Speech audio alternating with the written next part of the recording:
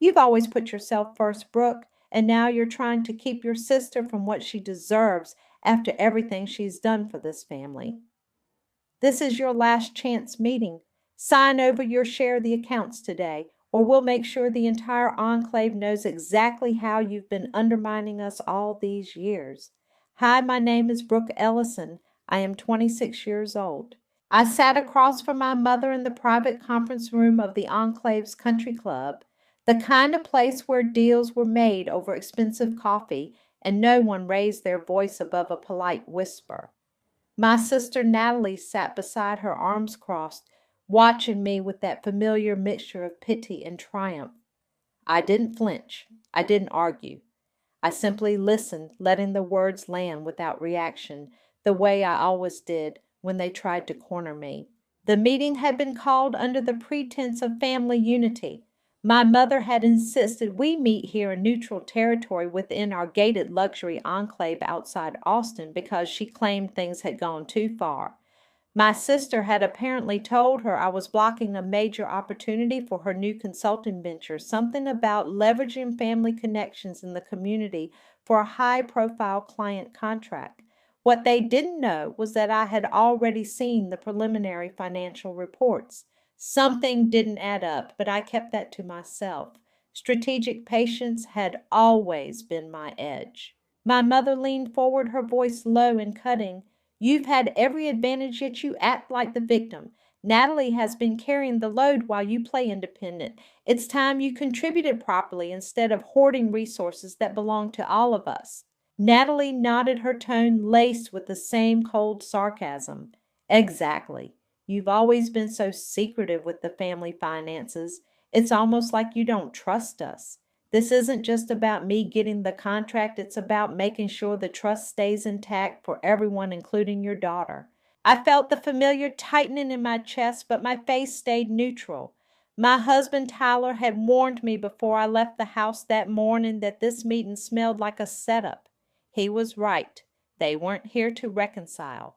They were here to pressure me into signing documents I hadn't even seen yet, papers that would shift control of certain family investment accounts I'd been managing quietly for the last year. Accounts that included contributions from my own earnings as a strategic consultant for several enclave businesses. I folded my hands on the table. I need to review the documents first. I don't sign anything blind. My mother's laugh was short and sharp. Of course you don't. Always the suspicious one. Your sister has been nothing but supportive, and this is how you repay her, by questioning everything. The conversation dragged on for another 20 minutes, filled with the same pointed jabs. My mother reminded me how much the family had sacrificed for my education and career start. Natalie chimed in with stories of how she had covered for me in social circles when I was too busy working. I let it roll off me. I had learned years ago that reacting only gave them more ammunition. When the meeting finally ended without me signing anything, my mother stood up, smoothing her designer jacket. Think about it, Brooke. This isn't a request. It's the only way we move forward as a family. I drove home through the winding roads of the enclave, the manicured lawns and sprawling estates blurring past. Tyler was waiting in the kitchen when I walked in, our 4-year-old daughter Lily playing quietly with blocks nearby. He didn't ask for details right away. He just handed me a glass of water and said, You okay? I nodded once. They're pushing hard on the accounts. I'm not signing. That night after Lily was in bed, I sat at my desk and opened my laptop. Something about the meeting had left a sour taste. I started reviewing the trust statements I had access to, the ones tied to my grandfather's legacy properties scattered around Texas. The numbers had always been clean on paper, but the more I dug, the more I noticed small discrepancies. Transfers labeled as management fees to shell entities I didn't recognize. Nothing massive yet, but enough to make me pause. The next morning, my phone buzzed with a text from my longtime friend Sophie. She had been part of our enclave circle for years, someone I thought I could count on. Heard about the meeting. Your mom is really worried about you. Maybe you should just let Natalie take the lead this time. Family first. Right. I stared at the screen for a long moment. Sophie had never taken sides before. Now she was echoing my mother's exact phrasing. I typed back a neutral reply and set the phone down. The secondary pressure was already starting. 2 days later, I met with my colleague Marcus at a quiet cafe inside the Enclave gates. He handles some of the same client portfolios I did. Word around the community office is that your sister is positioning herself for that big resort marketing contract. Victoria Kane mentioned something about family tensions affecting bids. You good? I kept my voice even. Just family stuff. Nothing that impacts work. Marcus hesitated, then lowered his voice. Look, I overheard Natalie talking to Derek at the club yesterday. She said something about finally getting what's owed from the trust. Sounded personal. That was the first crack. I thanked him and left my mind already turning. I drove straight to the small storage unit I kept on the edge of the enclave, the one holding old family boxes from my grandfather's estate. Most of it was junk, but I started sorting through papers with the same methodical focus I used at work. Hours passed. Then my fingers brushed against a small leather-bound diary tucked between old tax folders. It wasn't mine. The handwriting inside belonged to my brother Connor.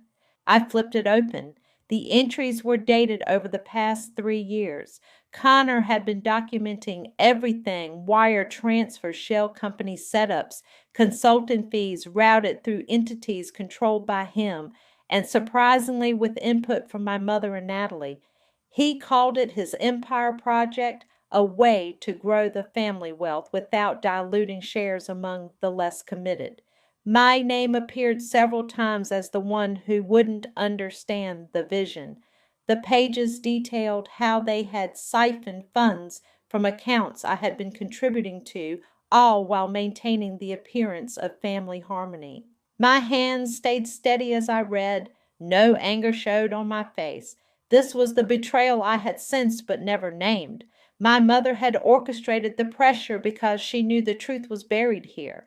Natalie had been the one feeding her the lines, the one who stood to gain the most from the new contract funded by those diverted resources. I closed the diary and slipped it into my bag. I didn't confront anyone yet. Instead, I drove home and told Tyler what I had found. He listened, then said quietly, "We need to be smart about this." The following week, my mother called again, demanding another meeting. This time, she brought Natalie and Sophie along for support. We met at the same club room. My mother started in immediately. "We've given you time, Brooke. The enclave is talking. People are wondering why you're holding up your sister's big break. Sign the papers today." Natalie added, her voice dripping with false concern. "It's not just about money. It's about protecting Lily's future, too. You don't want her caught in the middle of your stubbornness." Sophie shifted uncomfortably but nodded along. "Patricia's right. Family has to stick together." I sat there cold and detached, watching them perform. The words barely registered. Inside, I was already 3 steps ahead, scanning the room for any other clues, while my mind catalogued every lie. The diary pages were safe in a locked drawer at home, but I needed more ironclad proof that would hold up if things went legal. As the meeting dragged on, my mother's tone sharpened.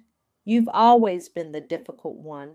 We're offering you an out before this gets ugly." I almost smiled. They had no idea how ugly it already was. That evening, after putting Lily to bed, I pulled out the diary again and started photographing pages with my phone. Tyler stood guard at the door just in case. We both knew the next move had to be careful. The pressure from my mother and sister was only going to increase, and now Sophie was clearly in their corner. Then my phone lit up with an unknown number. I answered on speaker. A voice I didn't recognize at first said, "Brooke, it's Elena Rivera. I'm a lawyer in the Enclave. Your cousin mentioned you might need discreet advice on family trust matters. I think I have something that could help, an old recording from a few years back that your brother left with me for safekeeping. It surfaced unexpectedly when I was reviewing some files." I froze. An old recording. Suddenly the pieces were shifting faster than I had planned. My mother had no idea what was coming. Neither did Natalie. I listened without interrupting as Elena Rivera explained she had been holding the recording for my brother Connor as a favor years ago, back when he still pretended the family trust was straightforward. She offered to meet me the next morning at her small office on the quieter side of the enclave, away from the club and the prying eyes. I agreed immediately, voice steady, and ended the call. Tyler raised an eyebrow when I told him.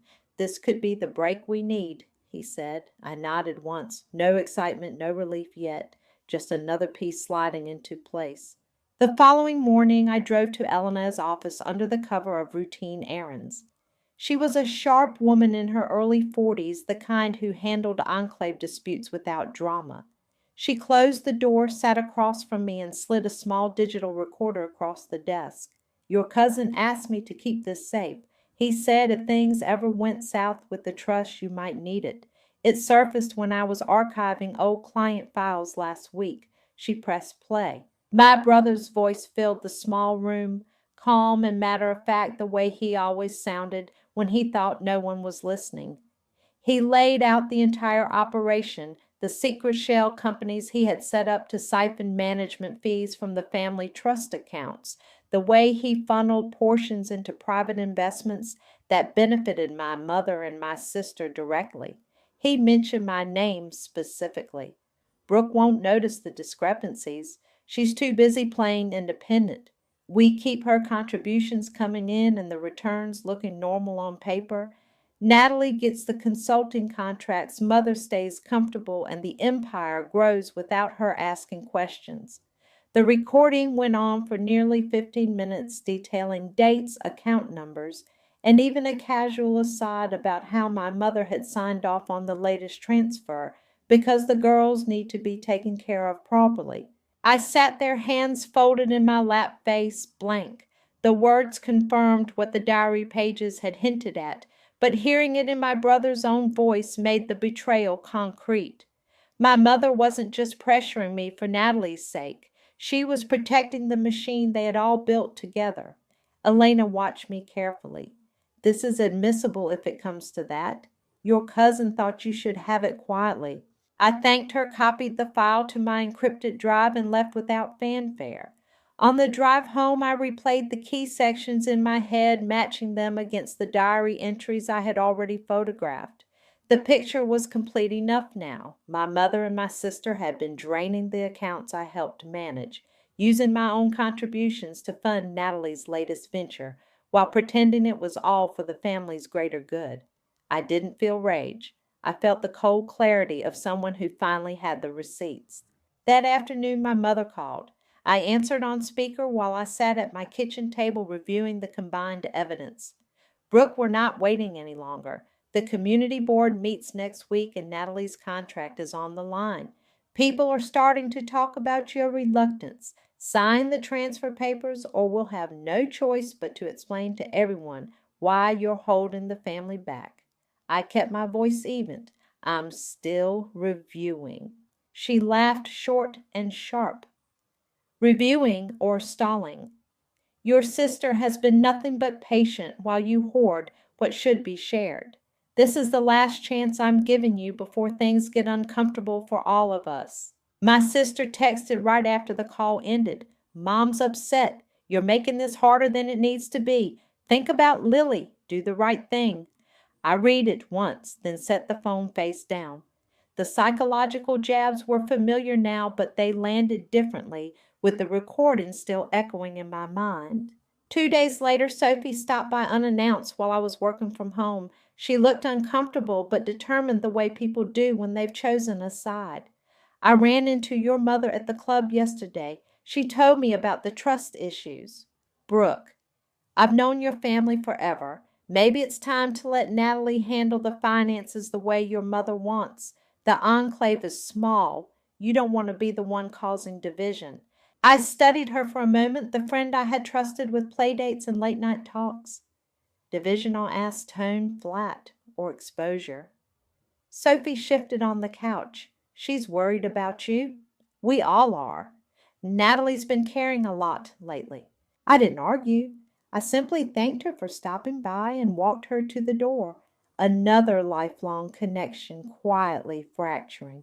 By evening, Marcus texted me a heads up Victoria Kane, one of the Enclave's most influential property managers, had mentioned at a networking lunch that my mother was concerned about Brooke's judgment affecting family business opportunities. The net was tightening faster than I expected. I spent the next week moving carefully. Tyler and I reviewed everything together at night after Lily was asleep. The diary pages and the recording formed a clear trail of secret financial theft. My brother had built the empire, but my mother had approved the transfers and my sister had benefited the most. I prepared a quiet dossier, nothing flashy, just the facts, organized the way I would for any client. Elena checked in once, offering to connect me with a forensic accountant outside the enclave if needed. She was the only person who felt like an actual ally right now. Then the pressure spiked.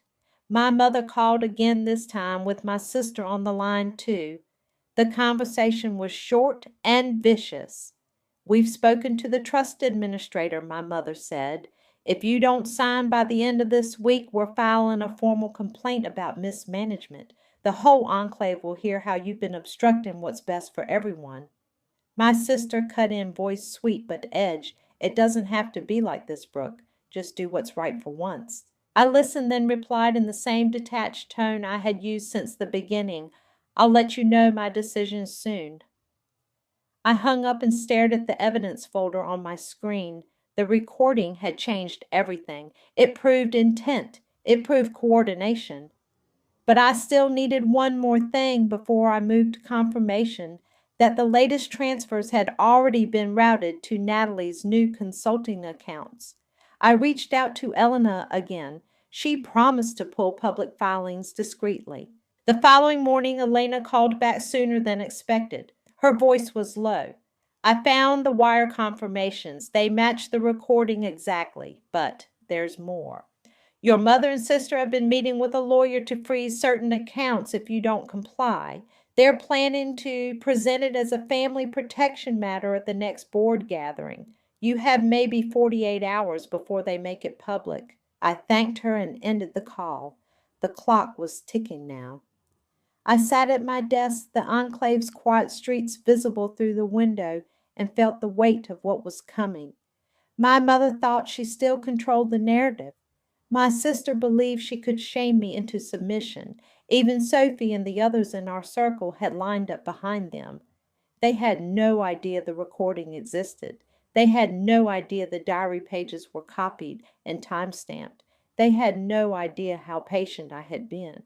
I closed the laptop and went to check on Lily, who was drawing at the kitchen table. Tyler watched me from across the room. "Ready?" he asked quietly. I nodded once. Almost. That night I received an official-looking email from the Enclave's community legal liaison. It was a formal request for a meeting the following evening at my mother's insistence. The subject line read, "Resolution of Family Trust Matters. Mandatory attendance recommended." Attached was a draft statement they planned to circulate if I refused to cooperate. It painted me as the uncooperative one, the one risking Lily's future stability. I read it twice, then saved it to the same folder as the evidence. The final pieces were falling into place faster than they realized. My mother had set the meeting for tomorrow night at the club, the same neutral ground where this had all started. She thought it would be another last chance conversation. She had no idea it would be the moment everything exploded. The next evening I arrived at the country club exactly on time, the same private conference room where this had all begun. Tyler stayed home with Lily, but he had kissed my forehead before I left and said simply, "You've got this." I carried nothing but a slim folder and my phone. No drama, no theatrics. Just the evidence and the same cold detachment I had worn like armor since the first meeting. My mother was already seated at the head of the long table when I walked in, flanked by my sister Natalie and Sophie. Victoria Kane, one of the Enclave's most influential property managers, sat at the far end looking uncomfortable but present. My mother had clearly brought reinforcements. She didn't waste a second. "You've kept us waiting long enough, Brooke." My mother said, her voice low and edged with that familiar sarcasm. Sign the transfer documents today, or we'll have no choice but to tell the entire board how you've been sabotaging your own sister's future. This is your last chance to act like part of this family. My sister leaned forward, her tone dripping with false concern. We're only trying to protect what grandfather built. You're the one turning this into a fight. Just do what's right for once. Sophie wouldn't meet my eyes. Victoria shifted in her chair, clearly wishing she were anywhere else. I sat down, slowly placed the folder in front of me, and looked at my mother without blinking.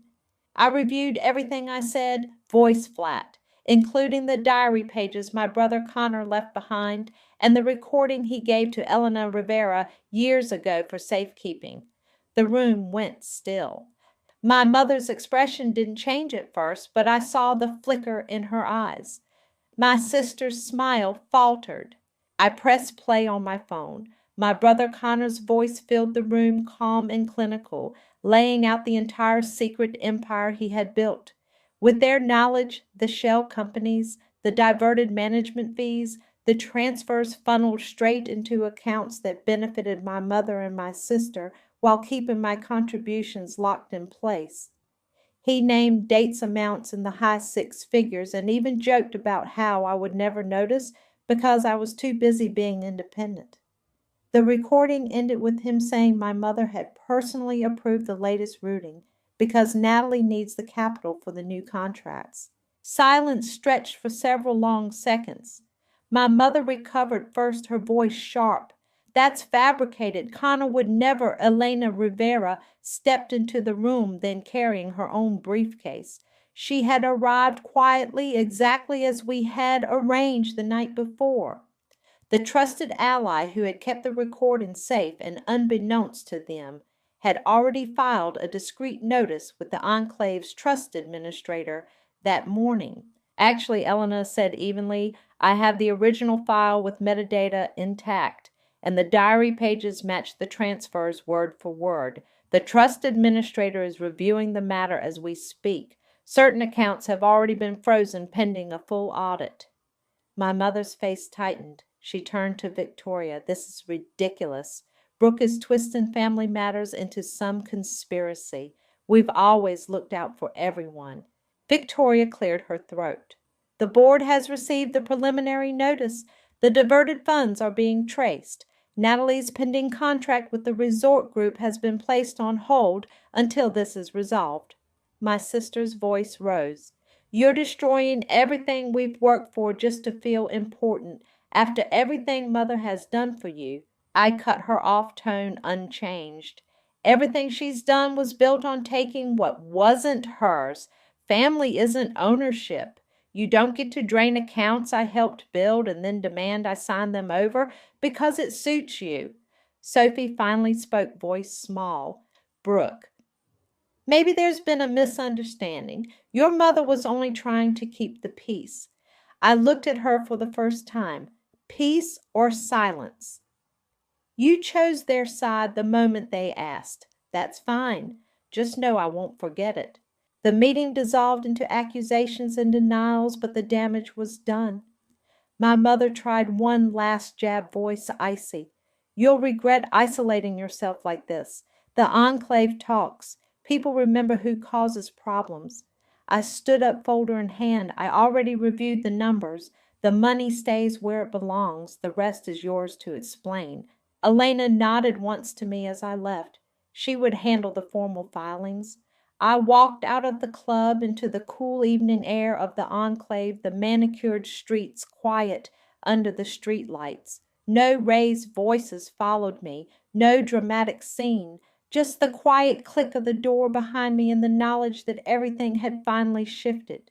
The weeks that followed were quieter than I expected. The trust audit moved forward. My mother and my sister were required to repay the diverted amounts from their personal holdings.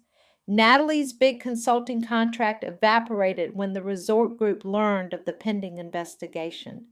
My mother's social standing in the enclave took a quiet but permanent hit. Invitations dried up, conversations ended abruptly when she entered rooms. They still lived in the same luxury homes, but the empire they had built in secret was gone. Sophie stopped returning my messages entirely. Victoria Kane made it clear at a community event that she was staying neutral, which in enclave speak meant she had chosen their side. Lifelong friendships I had counted on simply dissolved.